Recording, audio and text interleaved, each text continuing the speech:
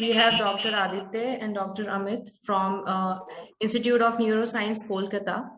And over to you, Dr. Aditya. You can start the talk. Thank you, Curious, for giving this opportunity to discuss this interesting case. And thank you, everyone. And here we are discussing about a 38-year-old male patient who came to our emergency.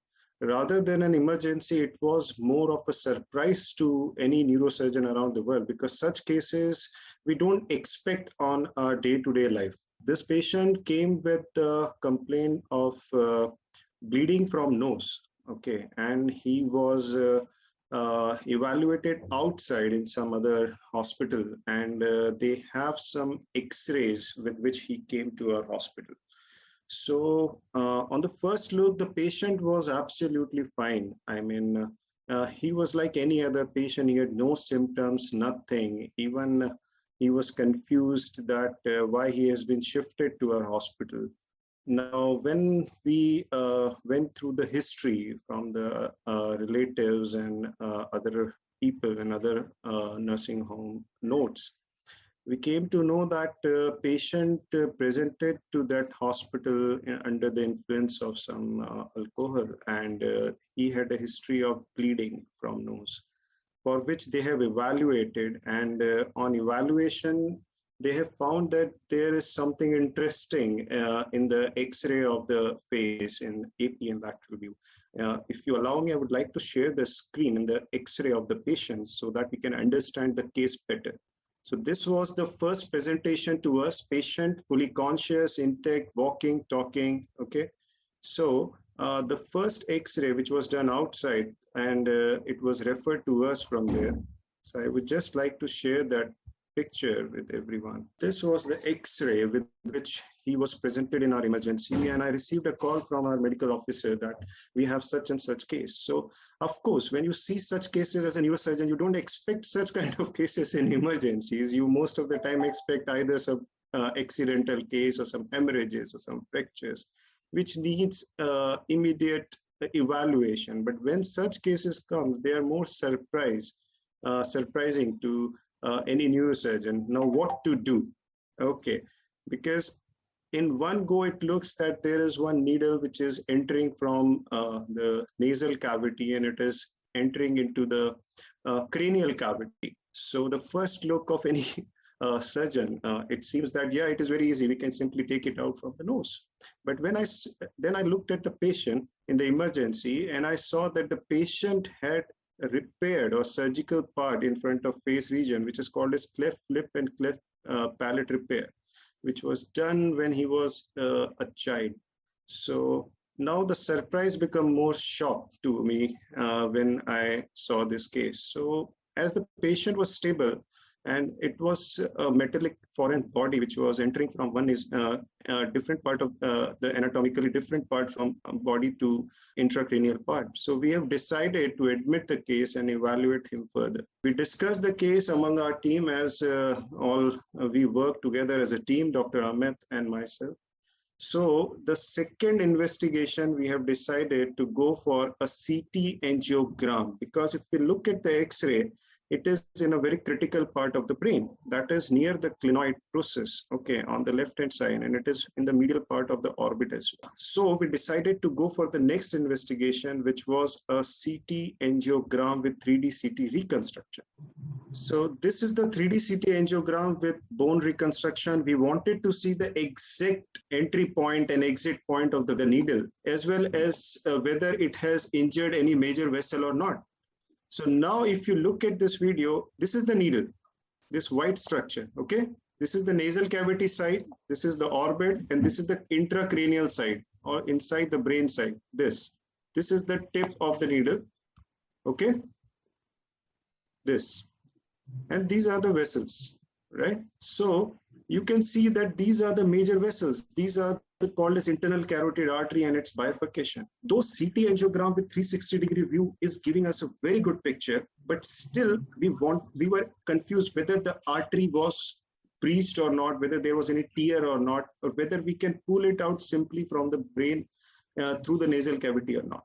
So we have discussed among our team, and we have decided that we wanted to be 100% sure before going or planning for any further management. So we did a DSA, which is called as digital subtraction angiogram.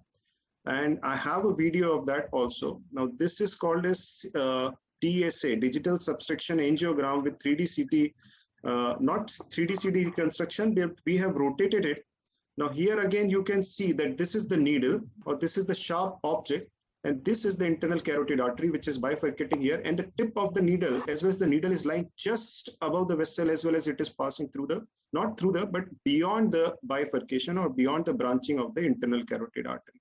If I play the video once again so that one can understand that how close it was to the artery. And this gives us a relief that yes, at least there is a small gap between the needle and the vessel, but still it is difficult to simply pull out the needle from the nasal cavity. Now the second step, or the final step, is to plan how to go for the removal of the needle. The reason for planning was, or operation was, because first of all, it was a foreign body which was entering from a dirty cavity of nose into a clean cavity of the brain. So we have to remove this. Second thing, we have to make sure that there is no arterial injury while pulling it out, or whether the needle has done any damage to the artery or not. So now we are prepared with all the necessary investigations which are required, and we planned surgery the very next day. So the plan was that one person will explore the nasal cavity and will ready with the endoscope.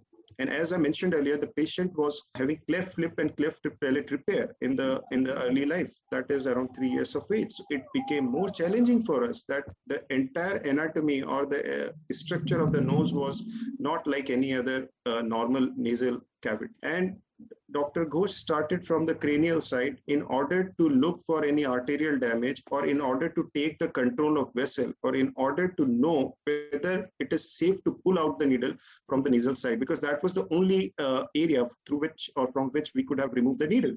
So we have planned the surgery, and I have a video of that intracranial part. The nasal part video, it was not possible because ultimately it was difficult to explore through endoscope, because it was a flat nose and not a very friendly anatomy for any endoscopic instrument. We were dependent on some basic instrument like nasal speculum and some long artery forceps. So Dr. Amit Ghosh first explored the difficult part, or what I will say the dangerous part, which was inside the brain part. Like any other aneurysmal surgery, we always, or any other surgery, we go through the subfrontal or Sylvian approach in order to find out the major vessels, and in order to find out the tip of the dangerous or sharp instrument. So if you could appreciate, this is the vessel, internal carotid artery. This metallic thing is the needle, and it is this side is the nasal side or orbital side. This is the clinoid process here. And this metallic thing, this shiny thing, is the needle, and you can see how close it is placed, and it is going beyond this is the branching of the ICA. This is called as anterior communicating artery. This is middle cerebral artery, anterior cerebral artery, middle cerebral artery, and the needle is going beyond. This is, and the sharp end was somewhere here.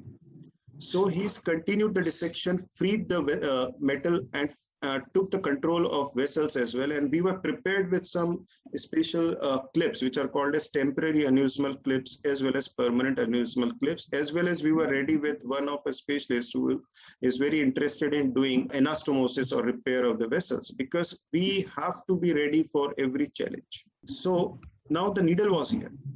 Now it seems that everything is explored, the vessels are under control. Now just go inside the nasal cavity and pull the needle out. But it was not that easy. The needle was stuck here in the bone. And despite all the efforts, it was difficult to pull it out from the nasal cavity.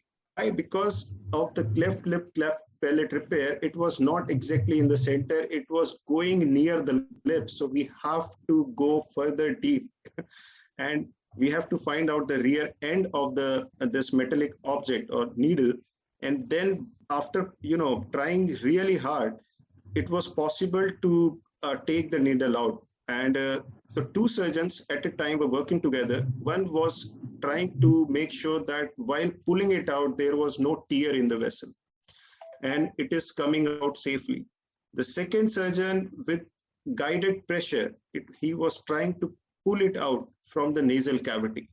And finally, after finishing the surgery, we have to protect the brain, and we have to protect any CSF leak, though the opening was very small. And so once we finished the surgery, we put in some glue, some fat, in order to protect this area after thorough washing with the normal saline, in order to prevent any future CSF leak.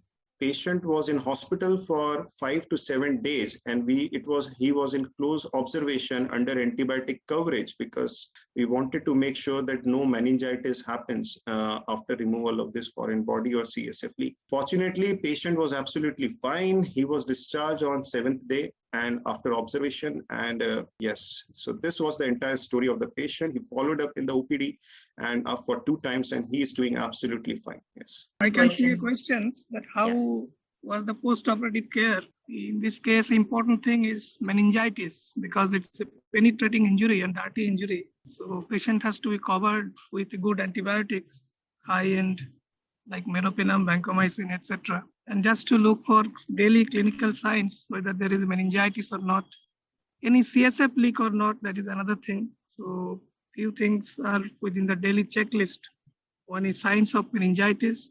So signs of meningitis, any CSF leak, that is the 2 most important thing here for the daily checklist. In post-operative care, it has to be done for at least 7 days. So that's it. And side by side, any other secondary thing like a urinary tract infection, pneumonia, and all other general post-operative things which can happen. That also within our hemodynamic status. What was the most challenging? The needle, which was very sharp in nature. And that has penetrated from the nasal cavity towards and through the orbit.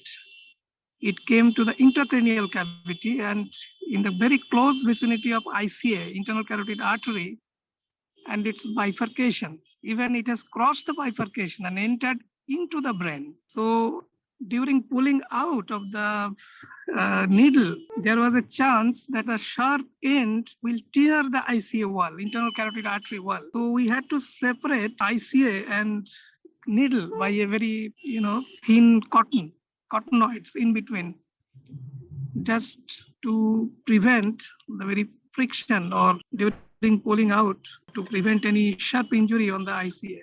So that was our plan, to observe the intracranial situation, damage, and to prevent ICA injury, internal carotid artery, and any other vascular injury, and to plug the hole. That was another thing. The hole which was made by this needle in the skull base, the possibility of CSF leak was there.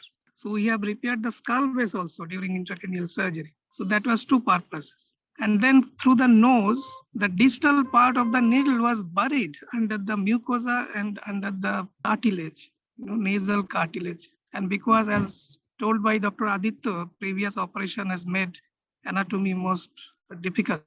We started searching the distal end, but it was difficult. We are not able to find the distal part with endoscope. Then we kept microscope.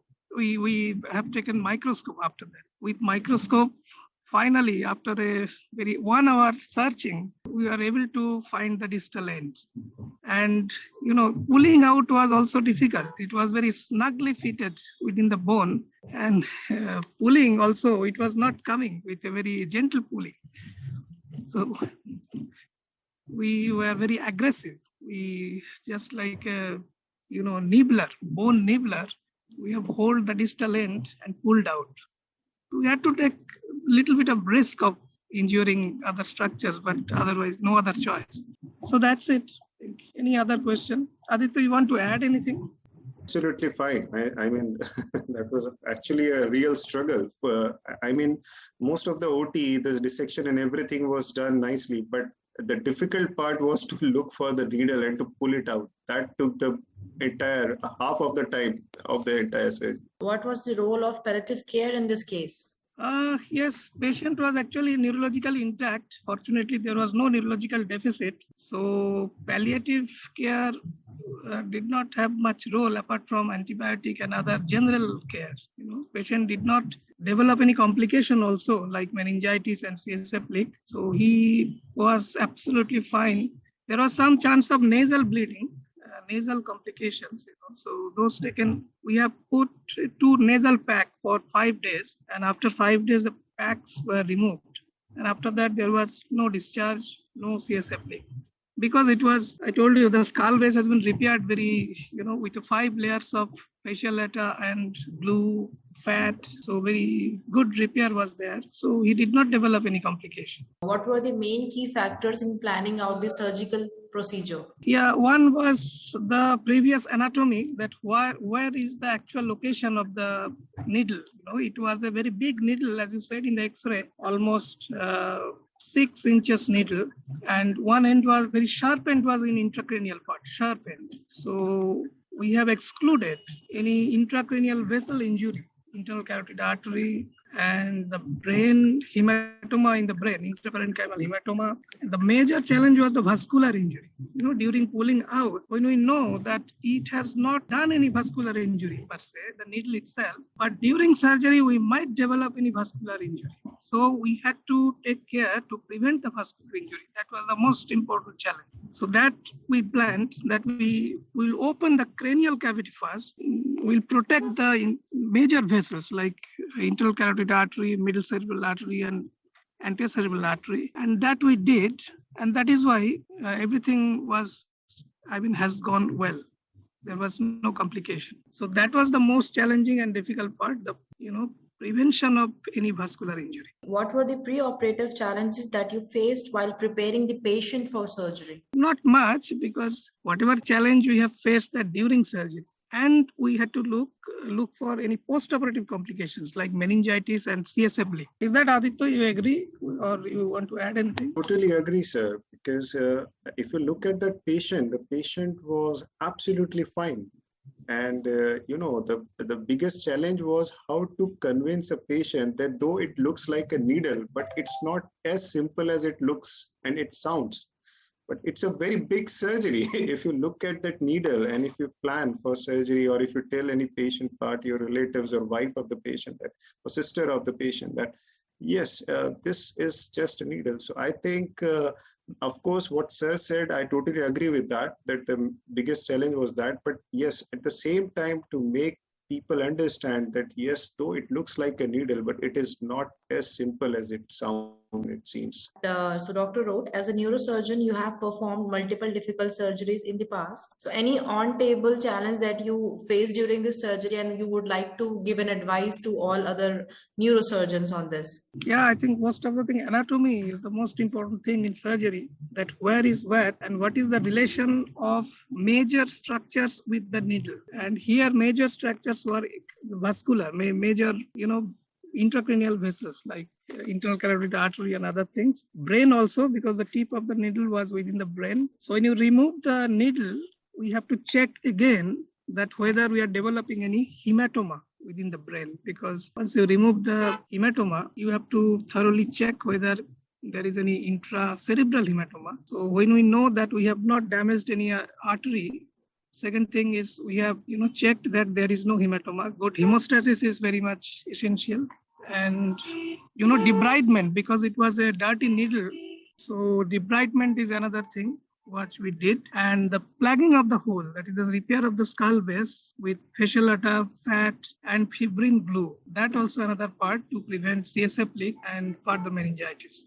That steps of surgery, what we actually want to do for a safe removal of the foreign body, that is important. Structures around the needle or structures around the foreign body. Wherein doctor has asked again that what was the initial clinical presentation when the patient came to the OPD? Nasal bleeding, intoxicated. We know he has taken a lot of alcohol in previous night that we had. He became unconscious after a binge drinking. And that when it happened, when he fell down on that needle, and it entered into the nasal cavity. So he presented with fully alcoholic state and profuse nasal bleeding. Nasal bleeding was a lot of bleeding was there through nose. So that was the presentation. But after the effect of alcohol has gone, he was absolutely fine. He was fully conscious oriented and there was no neurological deficit. Great, sir. So Dr. Aditya and Dr. Amit, do you have any advice to our audience who is like neurosurgeons? So if you have any advice to our neurosurgeons, so I would really like to share the same. Again, I want to say the pre-operative planning is very important. Counseling of the patient relatives are important. And anatomy is very important to plan the surgery. The relationship of other important structures with the foreign body, particularly these types of sharp instruments, because during removal, it may injure many things. And those many things we have to take care during surgery. That has to be planned before you plan the surgery. Dr. Aditya, you want to add something here? Yeah, I totally agree with Dr. Amit. But yeah, one more thing that don't feel shy in utilizing the technologies. Like we have planned, the patient came with X-rays, then we did CT angio. Still, we were not 100% sure. We went for DSA. So just make a roadmap. And yes, he has said it very correctly that you should be well aware of the anatomy.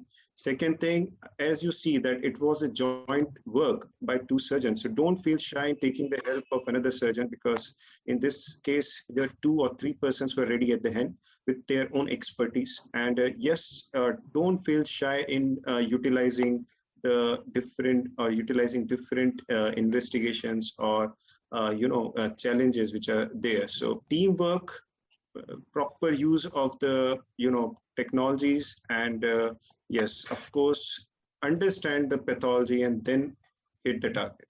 That's my advice. Because we have included our ENT colleagues also and Dr. Jarvar also to, yes, 4 or 5 surgeons were there actually, just to, as a backup and to, help us. That is also.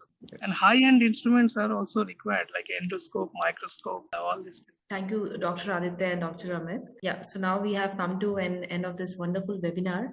And hopefully, sir, we have received good feedbacks from the audience, which I shall share with you in very less time. So I would really thank Dr. Aditya and Dr. Amit Kumar for, taking out your time and, sharing your live experience with all the audience present out here. So Omnicurious family wants to thank you. Thanks, Dr. Aditya, and thanks, Dr. Amit, for joining in. Thanks a lot, sir. Thank you so much. Thanks a lot.